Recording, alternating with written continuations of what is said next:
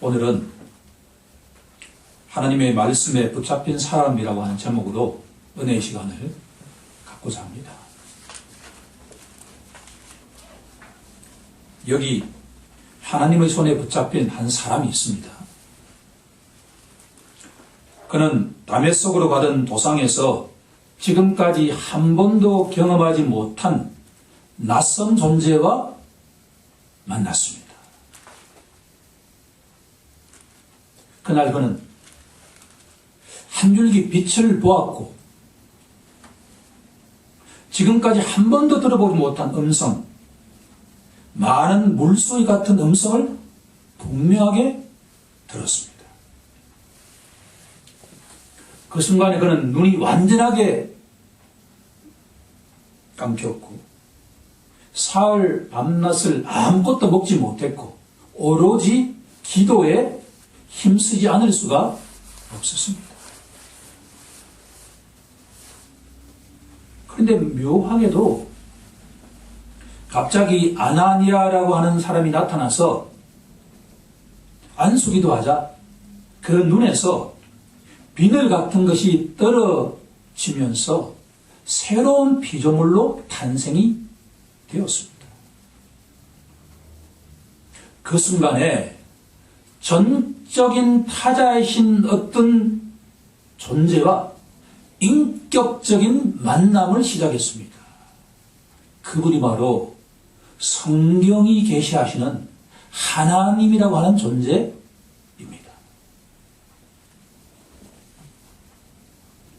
이 사람이 바로 로마서의 인간 저자인 사도 바울입니다. 다소 출신의 이 사람은 그리스도를 만나기 전에는 사울로 불렸지만 그분을 만나고 난 후에는 바울로 불리기 시작했습니다. 하나님께서 한 영혼의 이름을 바꾸실 때 그 사람의 삶이 근본적으로 바뀐다고 성경은 증언하고 있습니다. 이스라엘로 이름이 바뀐 야곱이 그랬고 베드로로 이름이 바뀐 시몬이 그랬고 바울로 이름이 바뀐 사울이 그랬습니다. 하지만 여기서 우리가 잊어서는 안 되는 것은 이름이 바뀌었기 때문에 그 사람이 변화된 것이 절대 아니다라고 하는 겁니다. 하나님의 주권적인 역사하심 때문에 그 영혼이 바뀐 것입니다. 대저 하나님의 모든 말씀은 능치 못하심이 없느니라. 이 말씀이 역사하신 것입니다. 한 영혼의 변화의 비밀은 이름에 있습니다. 우리 주 예수 그리스도라고 하는 그 이름이 한 영혼을 바꾸었습니다. 야곱을 바꾸었고 시몬을 바꾸었고 사울을 바꾸었습니다. 성전 앞에서 구걸하던 나면서 걷지 못하던 한 사람이 걷게 된 것은 나사렛 예수 그리스도 이름으로 걸으라 라고 하는 이 말씀의 선포 때문에 일어난 기적입니다. 우리 주 예수 그리스도라고 하는 그 이름 속에 능력이 있습니다. 이름이 바뀌었다고 해서 사람이 바뀐 것이 아닙니다. 오늘 이 시간 강조하고자 하는 것은 성경 딱 한 구절이 사람을 바꾸기에 충분하다라고 하는 겁니다.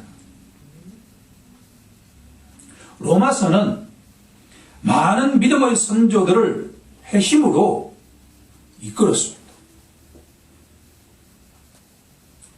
이단에 심취하던 한 젊은이가 있었습니다. 방탕한 삶을 살았습니다. 어느 날 갑자기 아이들이 노래하는데 집어들고 읽으라라고 하는 이야기가 계속 들렸습니다. 처음에는 무시했습니다. 그런데 계속 그 노랫가락이 귓가에 반복되었습니다. 자기도 모르게 옆에 있던 성경을 들고 펼쳐서 읽었습니다. 낮에와 같이 단정히 행하고 방탕하거나 술 취하지 말며 음란하거나 호색하지 말며 오직 주 예수 그리스도로 옷 입으라 라고 하는 말씀이 있었습니다. 그런데 그 순간에 그 말씀이 이 젊은이를 회심으로 인도하신 레마가 되는 순간이 되었습니다. 어거스틴의 회심 사건입니다. 로마서 13장 13절 14절 이 말씀이 한 젊은이를 완전하게 뒤집는 데 충분했습니다. 가톨릭 신부였던 마틴 루터를 바꾼 것도 로마서의 한 구절이었습니다. 루터는 신실한 사제였습니다. 날마다 새벽에 일어나서 말씀을 묵상하고 온갖 자선행위를 하고 심지어 베드로 성당을 그 1층부터 꼭대기까지 오체투지하면서 하나님을 외치면서 의롭게 해달라고 간구했습니다. 그런데 아무리 선한 행동을 해도 하나님 앞에 자신이 의롭다는 그 인식과 이해가 전혀 없었습니다. 마음의 평강이 있을 수가 없었습니다. 어느 날 로마서 한 구절을 읽었습니다. 복음에는 하나님의 의가 나타나서 믿음으로 믿음에 이르게 하나니 기록된 바 오직 의인은 믿음으로 말미암아 살리라라고 하는 말씀이 마음속에 들어오는 순간에 그렇지 나의 능력과 나의 행위와 나의 선행으로 의롭게 되는 것이 아니라 오직 예수 그리스도에 대한 믿음으로 하나님께서 의롭다고 선포하신다라고 하는 것을 성령께서 깨닫게 해주시는 순간 할렐루야 나는 의인이 되었다라고 외치기 시작했습니다. 흥미로운 사실은 한 영혼의 회심은 또 다른 영혼을 회심하는 도구로 사용된다라고 하는 겁니다. 다메섹 도상에서 회심한 그 사도 바울의 로마서는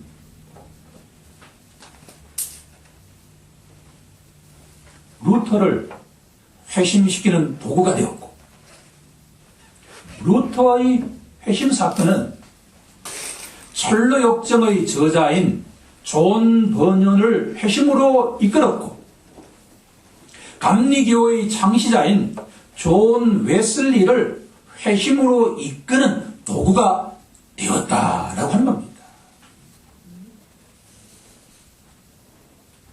중요한 것은 내 자신이 온전하게 회심하는 것입니다. 내가 뒤집어지면 하나님께서 나를 의로운 도구로 사용하시기 시작한다라고 하는 겁니다. 모든 것이 하나님께로부터 났으며 그가 그리스도로 말미암아 우리를 자기와 화목하게 하시고 또 우리에게 화목하게 하는 직분을 주신다라고 하는 겁니다.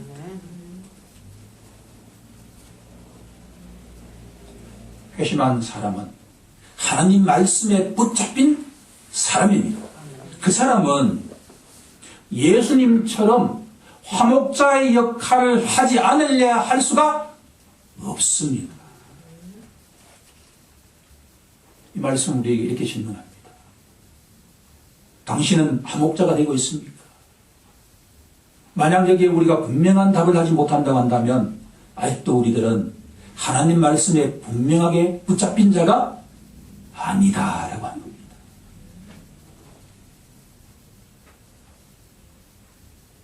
로마서는 우리가 잘 알고 있는 것처럼 회심한 바울이 로마 교회 성도들에게 보낸 편지입니다. 어떤 신학자는 로마서는 편지 글이지만 한편의 논문과 같다라고 평했는데 제가 봐도 너무나 합당한 평입니다. 로마서에는 서문과 본문과 결문이 있습니다. 메모해 놓으면 유용할 수가 있습니다. 로마서 1장 1절에서 17절까지가 서문에 해당이 됩니다. 본문은 1장 18절부터 15장 13절까지가 본문입니다. 로마서 15장 14절 이후부터가 결문으로 되어 있습니다.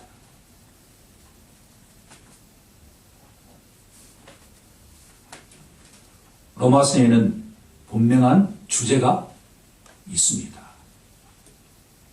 우리가 잘 알고 있는 베토벤의 교향곡 5번에는 주제 멜로디가 있지 않습니까? 딴딴딴딴이라고 하는 멜로디가 있듯이 로마서 전체를 관통하는 주제 멜로디가 있습니다. 그것은 우리가 잘 알고 있는 복음입니다. 로마서 전체에는 복음이라고 하는 단어가 11번 언급이 되는데 그 중에서 8번이 서문과 결문에 나온다라고 되어 있습니다.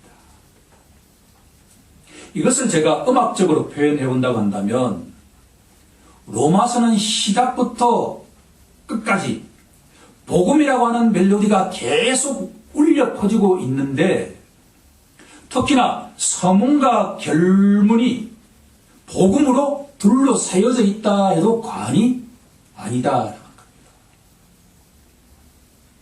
로마서 하면 우리들은 복음, 유앙겔리온, 기쁜 소식이다라고 하는 것을 떠올리지 않을 수가 없게 되어 있다라고 하는 겁니다.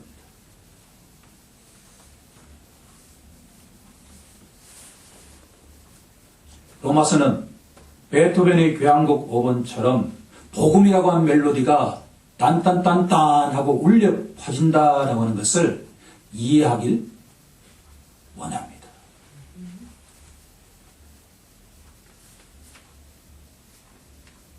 성경 한 구절은 우리의 인생을 바꾸기에 충분합니다. 오늘 이 한 구절이 우리 인생을 바꾸길 간절히 소망합니다. 우리들은 1절에 주목하길 원합니다. 로마서 1장 1절에는 사도 바울의 모든 그 내용이 응축되어 있습니다. 여기에는 3가지의 메시지가 담겨 있습니다. 주보에 나와 있는 것처럼 첫 번째는 바울의 신분에 대한 것을 우리에게 계시하고 있습니다. 바울은 자신을 종이라고 규정하고 있습니다. 저는 종입니다. 두 번째, 바울은 자신의 직분, 우리 침례교 정신에 따른다면 직임이 더 정확할 수가 있겠습니다. 자신의 직분을 분명하게 알고 있었습니다. 그의 직분은 사도였습니다.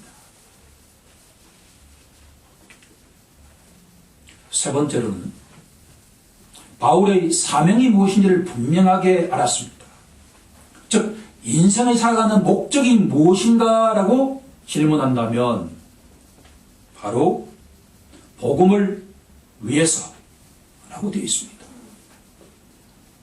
우리들은 앞으로 복음을 위한다는 것이 무엇인지를 분명하게 깨닫길 소망합니다. 지금부터 성령님의 인도함을 따라서 사도 바울이 규정한 3가지 정체성을 깨닫고 이것이 우리에게 던지는 메시지가 무엇인지를 적용해 보고자 합니다. 로마서는 이렇게 시작합니다. 예수 그리스도의 종 바울은 한 편의 논문을 쓸 때 가장 어려운 것은 첫 구절을 뭘로 쓸 거냐라고 하는 겁니다. 로마서도 마찬가지 아니겠습니까? 헬라어 원문에는 파울로스, 바울이라고 하는 이름이 먼저 나옵니다. 바울은 예수 그리스도의 종입니다. 쉽게 말하면 바울은 종이다 라고 하는 것이 로마서 전체의 시작하는 문구입니다.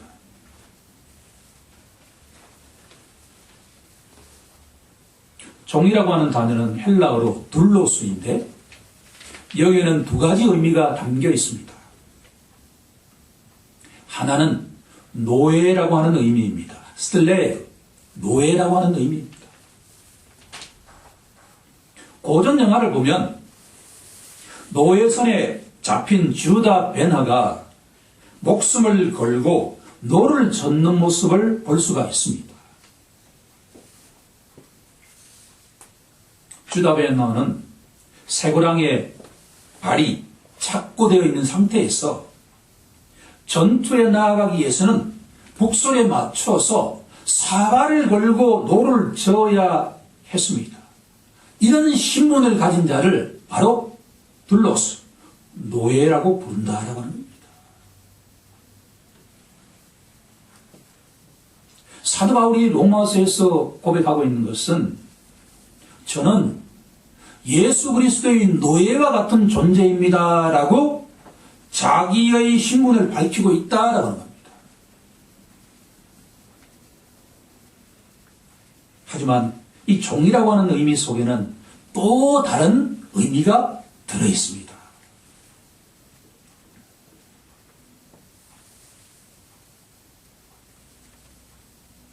하나님의 사역자라고 하는 의미가 들어 있습니다.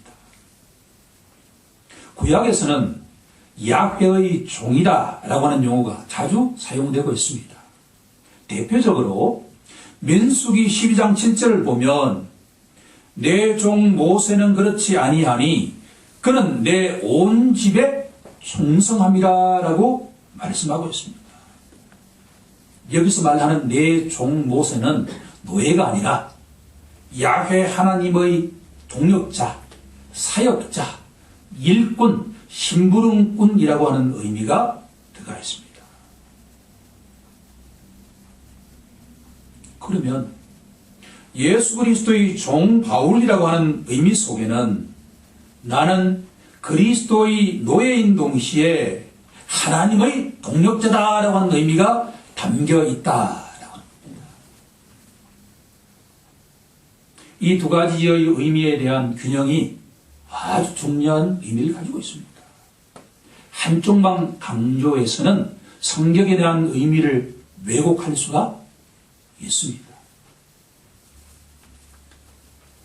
그러면 이 두 가지 의미를 가지고 있는 종이 영적으로 던지는 메시지가 무엇인가라고 질문한다면 바로 세 가지의 영적 의미를 가지고 있습니다.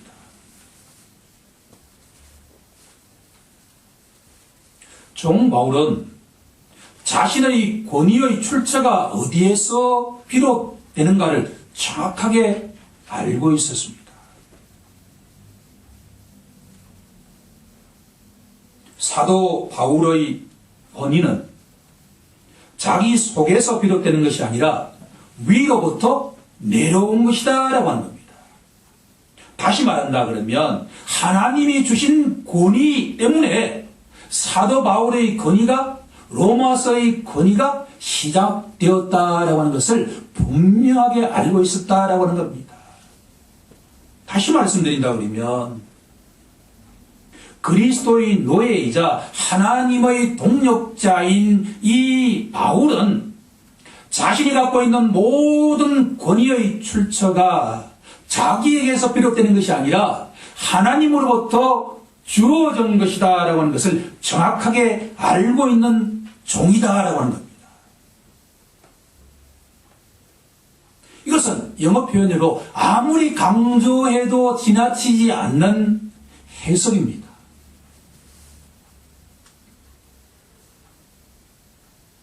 나의 권위가 위로부터 주어졌다라고 하는 것을 인정하는 자에게는 두 가지의 열매가 따릅니다. 하나는 겸손의 열매고 또 하나는 순종의 열매입니다. 저는 이 말씀을 준비하면서 너무나 은혜 받았습니다. 성경의 메시지는 겸손한 자가 되어야 한다. 말씀에 순종하는 자가 되어야 된다. 너무나 아멘 아닙니까? 하지만 왜 바울이 겸손한 자가 되었을까? 순종하는 자가 되었을까라고 질문한다면 그 근본적인 인식과 이해는 권위의 출처를 알기 때문이었다라고 하는 것을 깨달았습니다. 교회는 권위와 질서가 있는 공동체입니다. 그런데 성도의 권위는 하나님이 주셨기 때문에 권위가 있는 것입니다.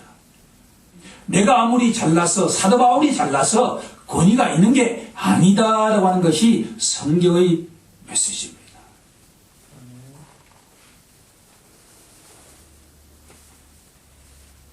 모든 성도 중에 지극히 작은 자보다 더 작은 나라고 하는 에베소서 3장 8절의 고백은 그 출처가 로마서 1장 1절에 있다라고 하는 것을 말하고 있습니다.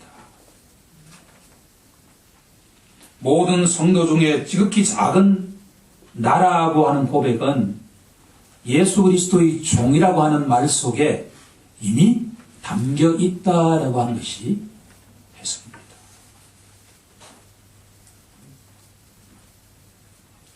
바울은 겸손한 자인 동시에 순종하는 자였습니다. 순종하는 게 무엇일까라고 질문한다면 맡긴다라고 하는 의미로 해석하고자 합니다. 바울은 자신의 모든 지성과 자신의 모든 경험과 자신의 모든 지식을 주인이신 예수 그리스도께 온전하게 맡기는 자였다라고 하는 겁니다. 그럴 때 순종이 가능합니다.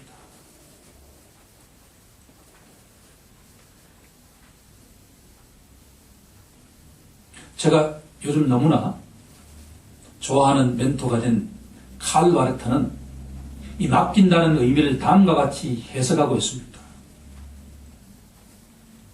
성령의 역사를 받은 사람은 그의 피조성 전체, 곧 자신의 몸과 마음을 하나님이 사용하시도록 내어주는 것이다. 이전에는 불의의 병기가 되었던 자였지만 지금은 자신의 모든 것들을 의의 병기로 사용되도록 맡기는 것이다. 순종은 다소 강압적인 의미가 있지만 맡긴다라고 하는 것은 자발적인 의미를 갖고 있습니다. 성경이 말하는 것은 철저하게 인격적인 맡김이 순종입니다. 전에는 내가 불의의 병기로 사용되었지만 사도 바울이 그랬다는 겁니다. 그러나 이제는 의로운 병기로 사용되는 자가 하나님께 순종하는 자입니다.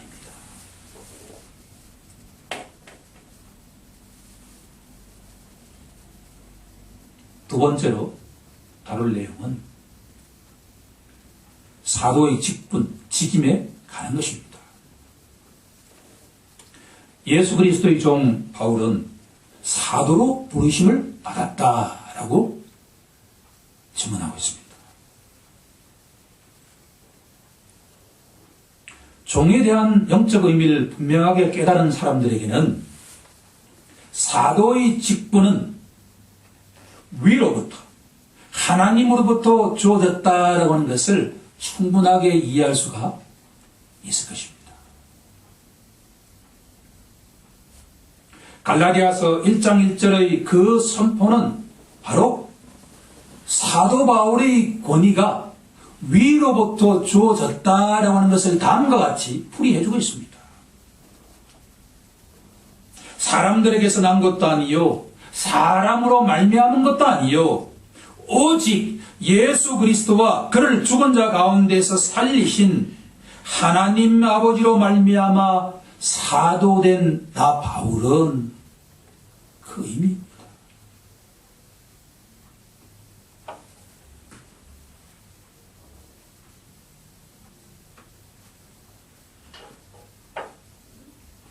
바울의 사도직분은 삼위일체 하나님의 계시에 입각하고 있다라고 하는 겁니다.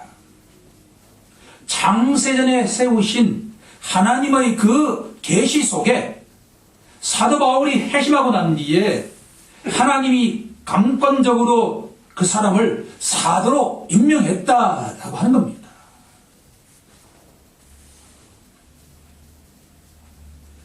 하지만 사도 바울 자신이 보기에 하나님, 이것은 말도 되지 않는 일입니다. 어떻게 내 같은 놈이 사도가 될 수 있겠습니까? 라고 말하고 있는 겁니다. 우리는 여기서 순서에 주목해 보아야 합니다. 나는 사도입니다를 먼저 이야기하지 않고 나는 종입니다. 하지만 나는 사도입니다. 이것을 우리에게 적용해 봅니다. 저는 주님의 종이지만, 그렇지만 저는 성도입니다. 라고 적용할 수가 있습니다. 세상 사람들 눈에 보기에는 어떻게 종이 사도가 될 수 있는가? 라고 질문할 것입니다. 바울이 자신을 종이면서 사도라고 정의한 것은 하나님이 통치하시는 나라는 이 세상 나라와 근본적으로 다른 통치 원리가 작동하고 있다라고 하는 것을 말하고 있습니다.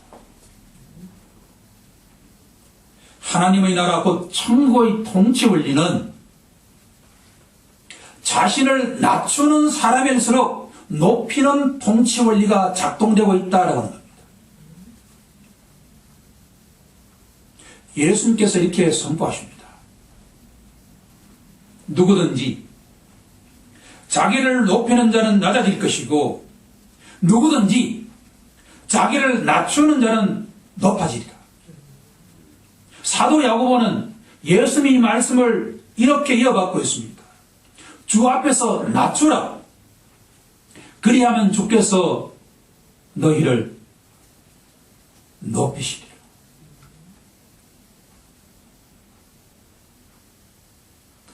하나님께서는 자신을 종이라고 낮추는 바울을 사도로 높이시는 분입니다. 우리도 그렇게 자신을 겸손하게 낮추는 자가 되길 간절히 소망합니다.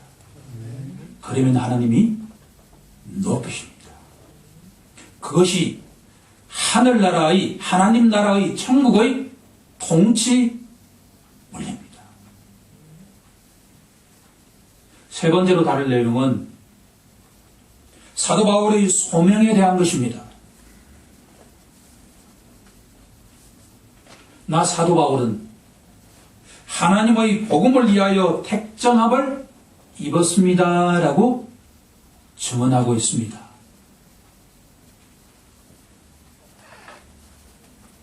자신이 사도로 택함을 입었던 것은 복음을 위해서인데,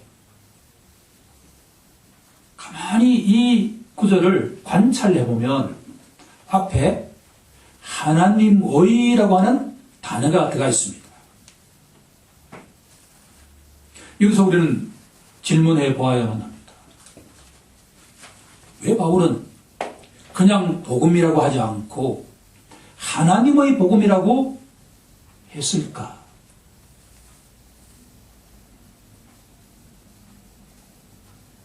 여기에 두 가지의 영적 의미가 담겨 있다라고 하는 것을 알게 되었습니다. 첫 번째는 복음의 기원과 그 성격에 대한 것입니다. 복음은 처음부터 끝까지 그 기원이 하나님으로부터 시작되었다라고 하는 것을 강조하고 있다라고 합니다. 복음은 사도 바울이 사막에 들어가서 기도하고 나온 뒤에 이것이 복음이야 라고 한 것이 아니라 하나님께서 삼위일체 하나님께서 창세 전에 바로 구원의 방식을 선포하는 내용이다라고 하는 겁니다. 바울 자신이 맞는 것이 절대 아니다라고 하는 것을 강조하기 위한 겁니다.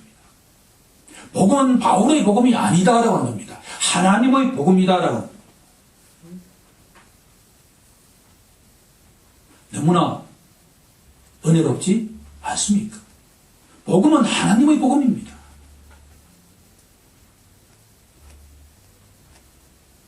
복음에는 하나님의 마음이 담겨 있습니다. 인자가 온 것은 잃어버린 자를 찾아서 구원하려 함이니라. 복음의 본질은 잃어버린 한 영혼을 찾아서 그 영혼을 구원하시고자 하는 하나님의 긍휼의 마음이 담겨 있습니다. 그래서 하나님의 복음입니다. 복음은 하나님의 마음이 담겨 있기 때문에 하나님의 복음이다라고 하는 겁니다.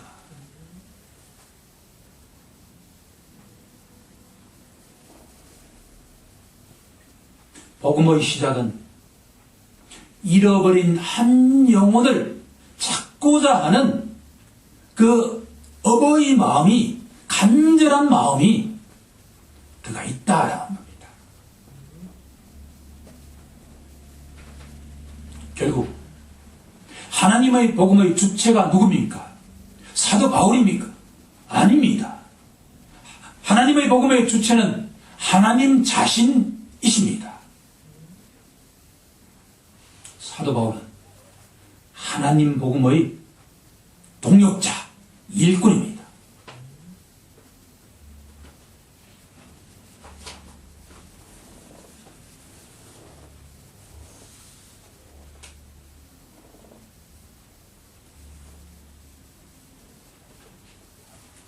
로마서의 주제는 복음이지만 알고 보면 하나님에 관한 책이다라고 하는 것을 알 수가 있습니다.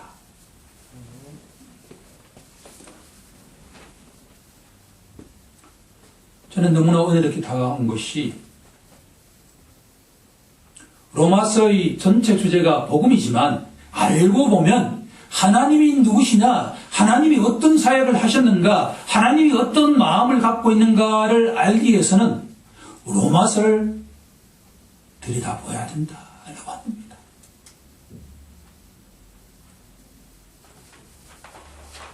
마지막 한 가지 더 강조할 것은 바울의 이 세 가지 정체성은 하나님의 전적인 은혜에 따른 것이다 라고 하는 겁니다. 우리 다 함께 로마서 1장 6절을 합독해 보도록 5절입니다. 1장 5절. 1장 5절을 한번 같이 합독해 보도록 하겠습니다. 시작. 그로 말미암아 우리가 은혜와 사도의 직분을 받아 그의 이름을 위하여 모든 이방인 중에서 믿어 순종하게 하나니. 여기서 그로 말미암아, 예수 그리스도로 말미암아 우리가 은혜와 사도의 직분을 받았다라고 하는 여기에 주목하고자 합니다. 깔뱅은 은혜와 사도의 직분을 이렇게 번역합니다. 은혜로운 사도 직분이라고 말입니다. 사도 바울이 사도라고 하는 직분을 받은 것도 하나님의 은혜였고, 하나님의 복음을 위한 소명을 감당한 것도 하나님의 은혜였다.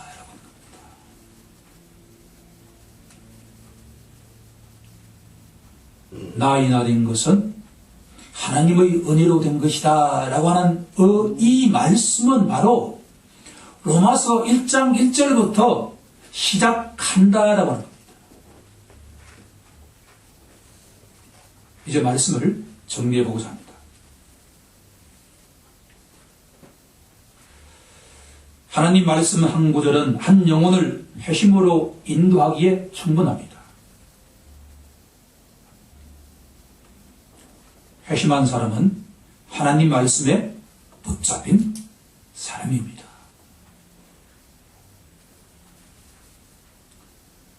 하나님 말씀에 붙잡히기 시작하면 자신도 모르게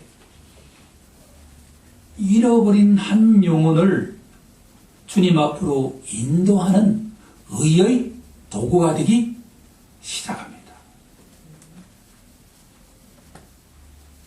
우리도 이 대열에 동참하도록 하나님께서 우리를 회심하게 하셨습니다. 로마서 1장 1절에 바울이라고 하는 이름 대신에 자신의 이름을 넣어서 한번 읽어보도록 하겠습니다.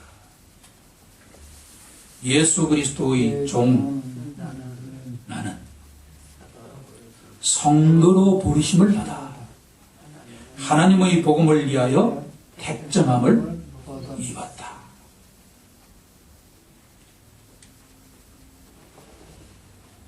우리 각자에게는 감당해야 할 몫이 있는 줄로 믿습니다. 여기 이 시간 주님이 우리에게 주신 그 사명을 성령의 인도함을 받아서 충실하게 이행하는 자가 되길 간절히 소망합니다. 우리 모두 자신이 하나님 말씀에 붙잡힌 성도라는 것을 깨닫길 우리 주 예수 그리스도의 이름으로 간절히 축원하옵나이다. 아멘.